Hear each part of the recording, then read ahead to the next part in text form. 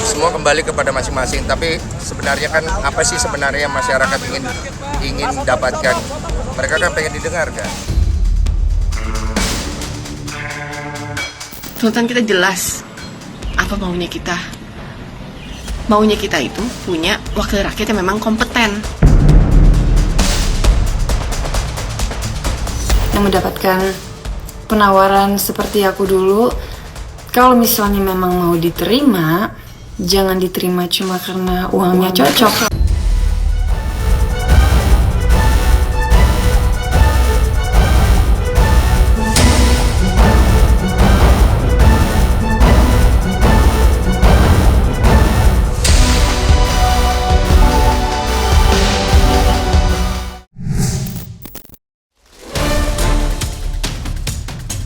Rangkaian aksi demonstrasi besar-besaran di sejumlah daerah masih terus berjalan sejak tanggal 25 Agustus 2025 silam. Tak hanya di beberapa titik ibu kota, aksi unjuk rasa nyatanya juga berjalan di berbagai daerah yang tersebar di seluruh pelosok negeri. Aksi demonstrasi yang awalnya dilakukan untuk mengkritik kebijakan soal besarnya tunjangan anggota Dewan Perwakilan Rakyat kini berkembang semakin panas usai timbulnya korban jiwa yang gugur kala menyuarakan aspirasi. Dan imbasnya, peserta demonstrasi pun kian meluas, semua lapisan masyarakat kini terjun langsung. Berbeda dengan sebelumnya, ketika aksi demonstrasi meliputi mahasiswa serta sejumlah persatuan buruh saja. Seolah menjadi bukti nyata bahwa masyarakat sudah tidak mampu lagi menahan sesaknya kekecewaan.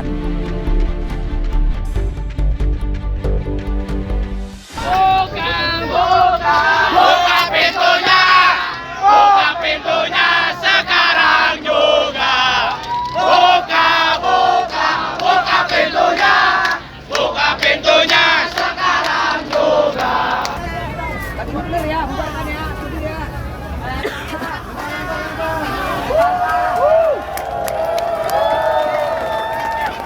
Saya cuma nyampaikan karena tadi mendengarkan, intinya adalah suasana sudah tidak kondusif, masyarakat marah, dan sebagai negara dan orang tua harusnya dia mendengarkan. Tinggal ambil beberapa pihak untuk ketemu, jangan sampai keadaan lebih buruk. Ngapain kita harus tunggu ketika semua orang harus dirugikan? Sedangkan kita punya jalan yang lebih dewasa sesuai dengan adab kita dan tradisi kita. Kita bisa tabayun untuk menyelesaikan ini semua. Karena kalau sampai pecah, sampai ada militer turun, keadaan Jakarta, Indonesia akan buruk dan kita semua akan rugi. Betul. Dan yang paling dirugikan itu masyarakat yang ada di bawah. Betul. Jadi minimal punya hati dan punya empati. Itu aja. Kenapa sih nggak mau nemuin mereka? Betul, Bang. Tinggal ambil perwakilan ketemu kok. Masyarakat juga tahu adab kok. Kalau masalahnya kayak begini, keadaan akan lebih buruk. Dan kalau buruk kejadian sampai akhirnya orang-orang tidak bersalah yang kena masyarakat lain, siapa yang mau disalahkan sekarang?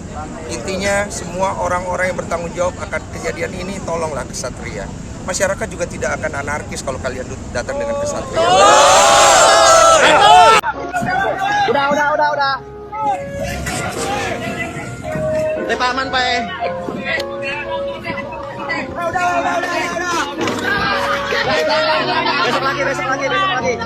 Besok lagi.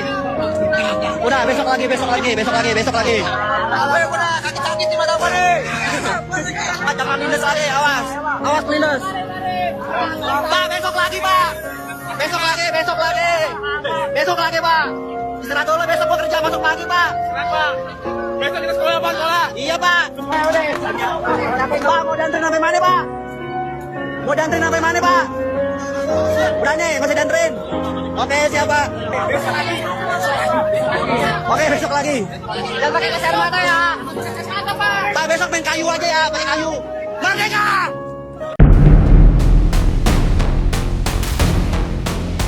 Bermula dengan kondusif, demonstrasi aksi damai berbagai serikat buruh kini harus menyisakan luka yang begitu perih menggores hati. Ya, belakangan situasi berubah menjadi semakin genting.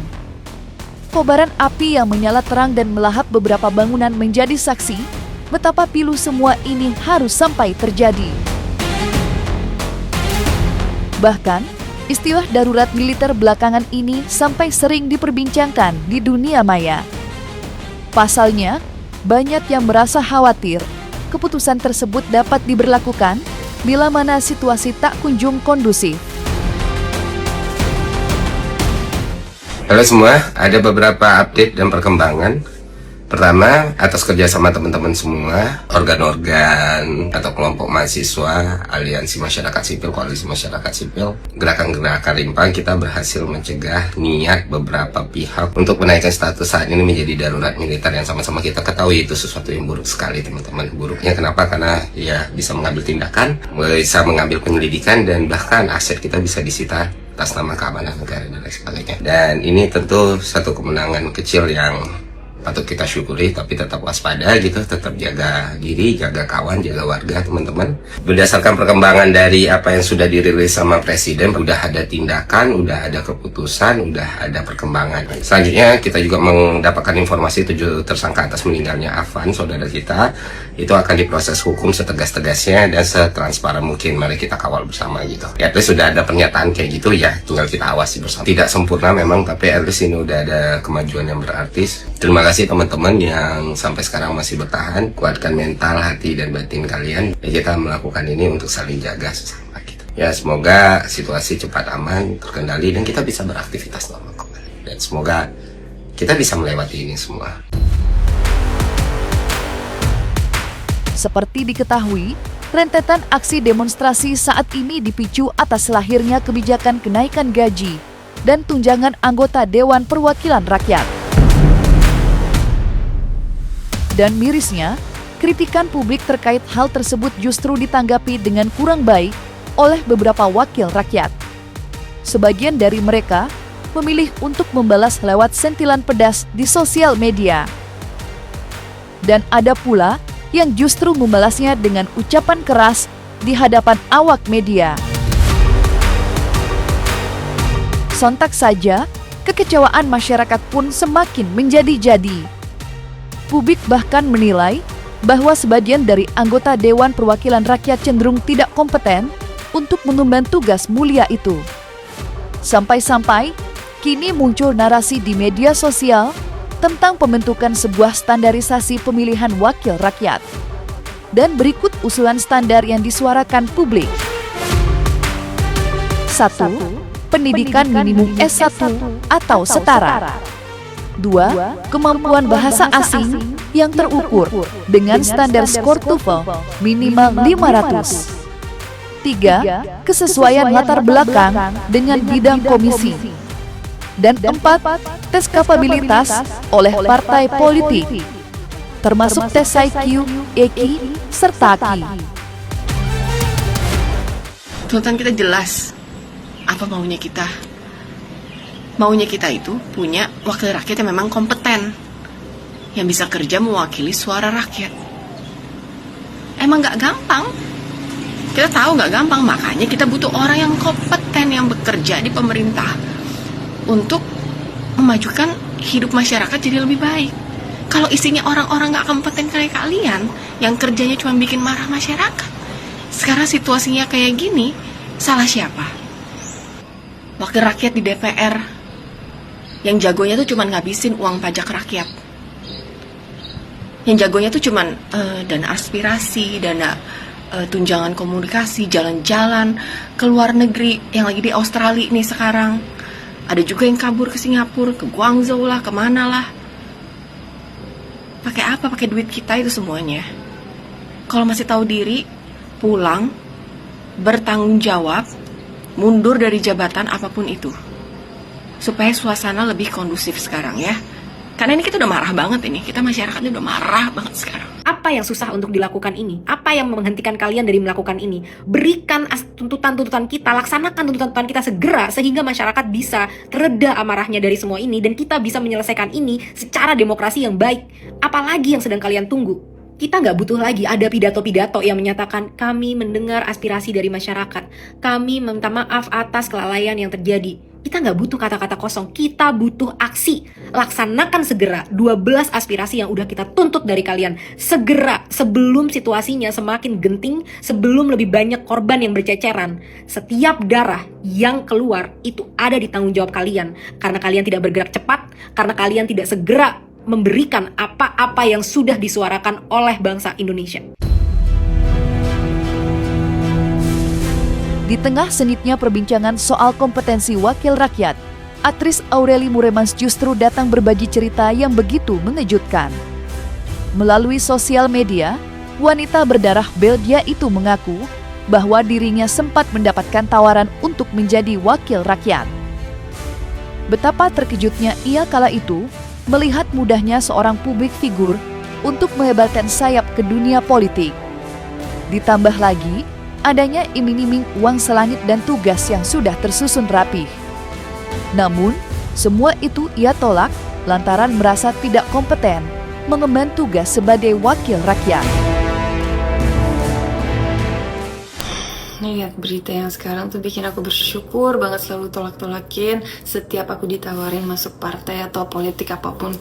Karena aku ditawarin beberapa kali, dan pertama kali itu aku ingat itu tahun 2016 ada seorang aktris senior lah nelfon mamaku, ngajak ngopi lah. Terus aku bingung kan, kayak tumben-tumbenan nih, padahal kita nggak deket. Dan ternyata benar feeling aku, dia ngenalin aku ke bosnya, orang partai, dan aku diajak gabung. Terus aku langsung dikasih tahu per bulannya bisa dapat segini nih, ratusan juta. Aku bingung dong, kenapa aku gitu, aku nggak tertarik politik, aku nggak pernah nge-push politik juga. Katanya nggak apa-apa kok, ini tenang aja, kamu tugasnya gampang banget, kamu tinggal ngikutin bapak, terus ya bikin rame aja kalau ada acara, dan kalau misalnya kamu harus ngomong sama warga, nanti kita kasih tahu kok harus ngomong apa. Kamu udah biasa dong ngafalin teks, kan kamu artis ya. Aku kayak boneka doang dong dikasih skrip, aku nggak mau dong. Akhirnya aku tolak, terus beberapa kali lah ditawarin lagi sama orang-orang yang berbeda ya.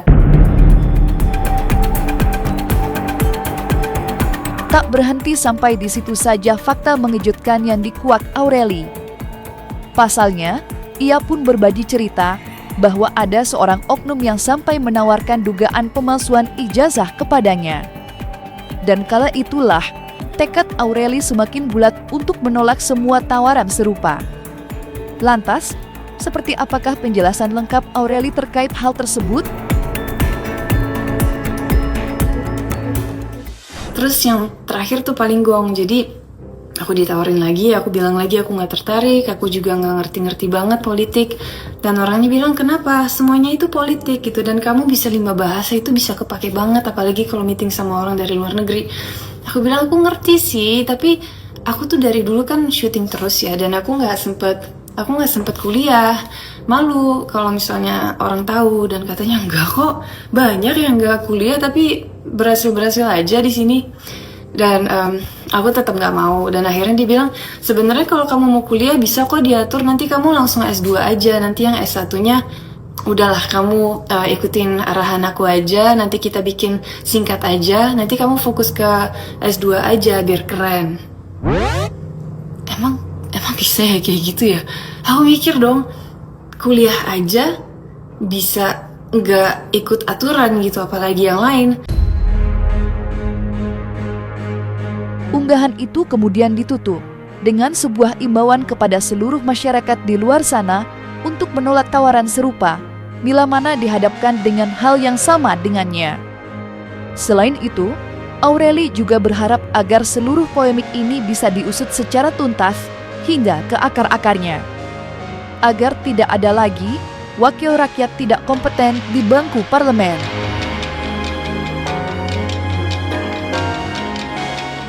Jadi ya dari pengalaman aku aja nih, udah jelas banget ada masalah besar di sistem dan ya harus diubah. Tapi karena belum tahu kapan akan diubah, ya harapan aku untuk public figure atau sebenarnya siapa aja sih yang mendapatkan penawaran seperti aku dulu, kalau misalnya memang mau diterima, jangan diterima cuma karena uangnya cocok, karena gede banget. Tapi harusnya karena memang kamu bisa ngasih sesuatu untuk bikin Indonesia lebih baik lagi gitu. Karena kalau enggak Ya, lihat aja sekarang Indonesia kayak gimana.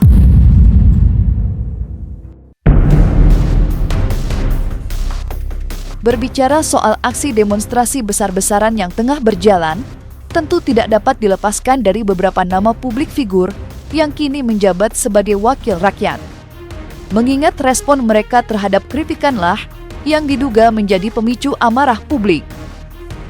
Untuk itu, bintang-bintang panggung hiburan Indonesia yang saat ini menduduki posisi penting di pemerintahan lantas mengajukan permintaan maaf. Salah satunya adalah selebritis Bella Sophie yang sampai rela mengundurkan diri dari posisinya.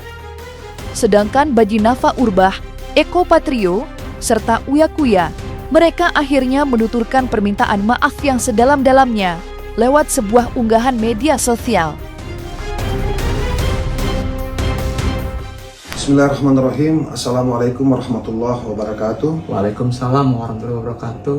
Kepada seluruh rakyat Indonesia, saya Sigit Purnomo atau Pasha.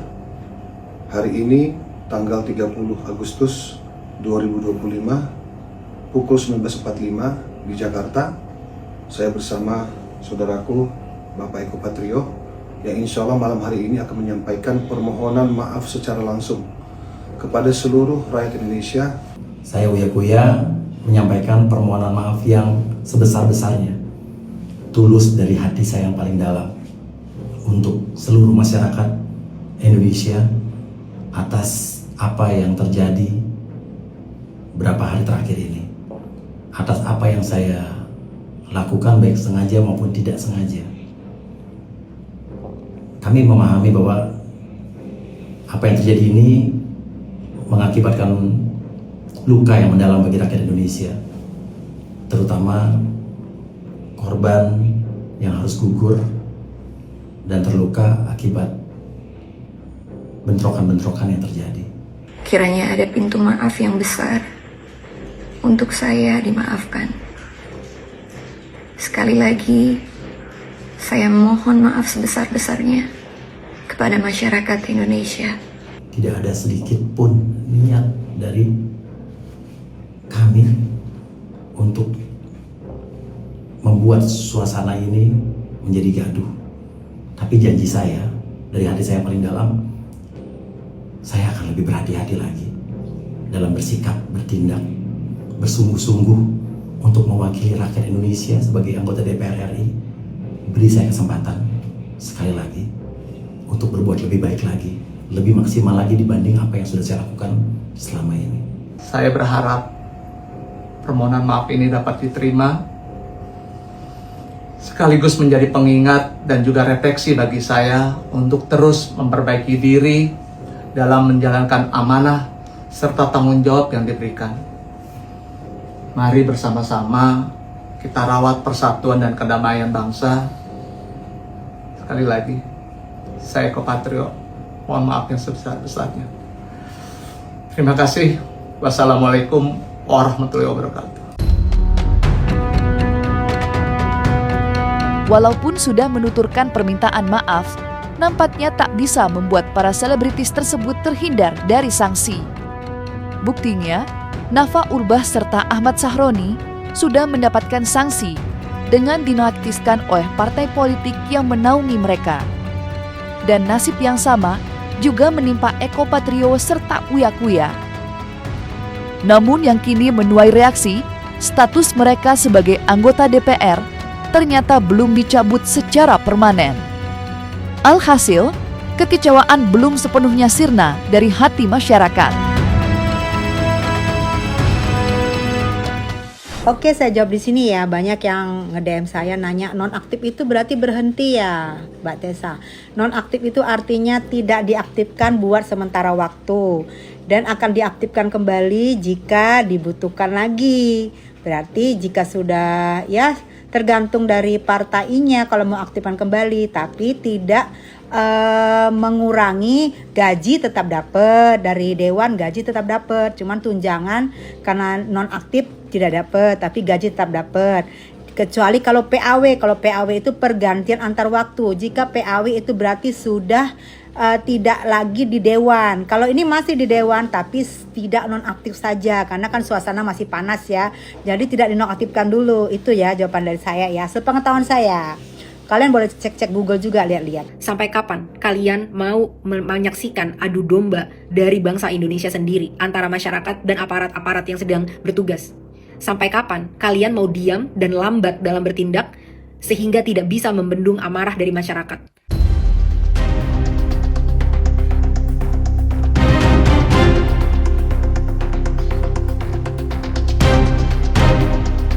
Nah, selesai sudah, Cumi Lovers.